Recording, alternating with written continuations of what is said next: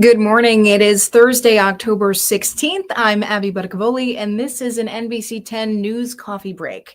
Now, tonight, the Providence City Council will vote on an ordinance limiting how police officers interact with ICE. The proposed changes to the Community Police Relations Act would broaden what counts as federal immigration enforcement, ban data sharing with ICE without a judge's warrant, and create protected spaces in schools, daycares, and courthouses.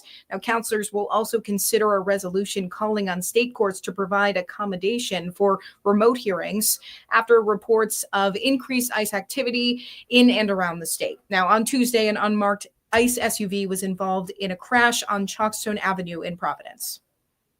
Appears like they were driving recklessly or not otherwise operating their vehicle safely, and now has resulted in yet another car crash. And this is the second time this has happened now in the last couple of months. So it calls into question the level of professionalism, the level of training that ICE officers are receiving, and yet another instance where I believe, that their actions are making us less safe, not more safe.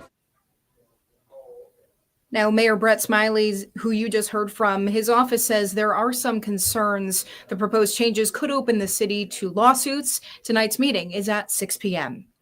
And let's get a check with Storm Team 10 meteorologist Jason Doris. Jason, it's a chilly one out there today. Oh, yeah, that's right, Abby. It is definitely a little bit brisk, and our wind that we also have in place isn't necessarily helping either across the region. It's going to be kind of a struggle as we go forward through today, at least in the temperature department. But positive note, no rain, and we're going to have a decent amount of sunshine. So that's something to kind of look forward to. But as we can see here, the temperatures across the area, we're still only in the mid to upper 40s.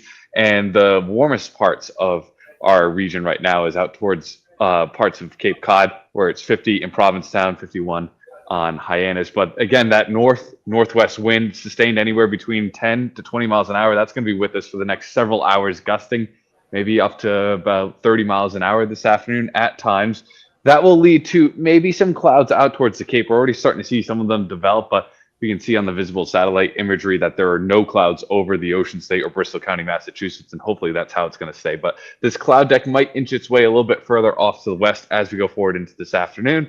And associated with it is a little bit of ocean effect rain showers that might hit the Cape. But the rest of us will stay nice and dry as we go forward. So the next 12 hours, again, plenty of sunshine going to be featured here.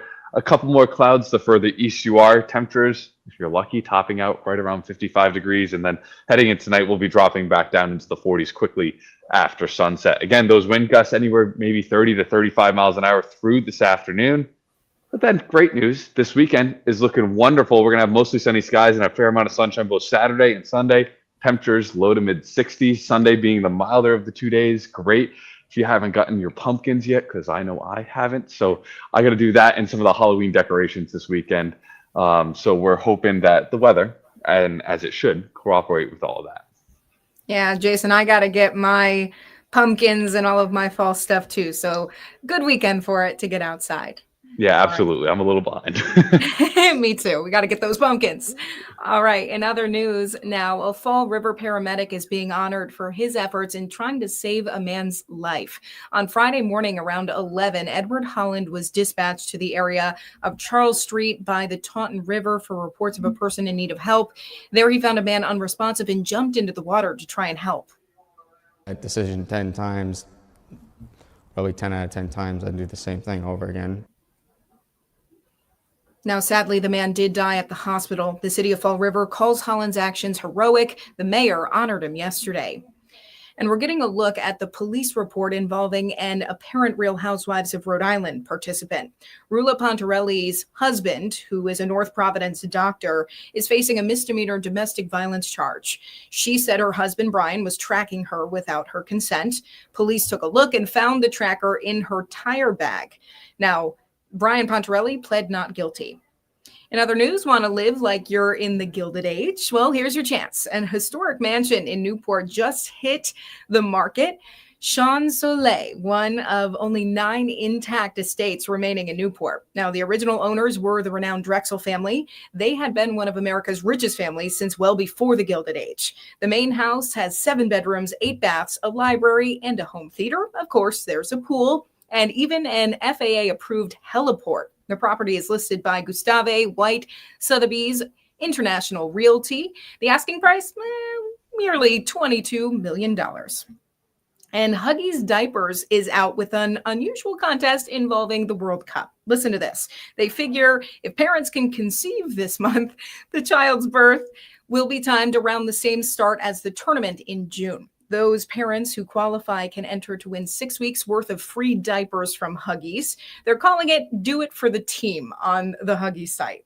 Huggies also claims you'll be able to watch more World Cup games if you're on parental leave. Quite an interesting contest, but hey, as the slogan says, do it for the team.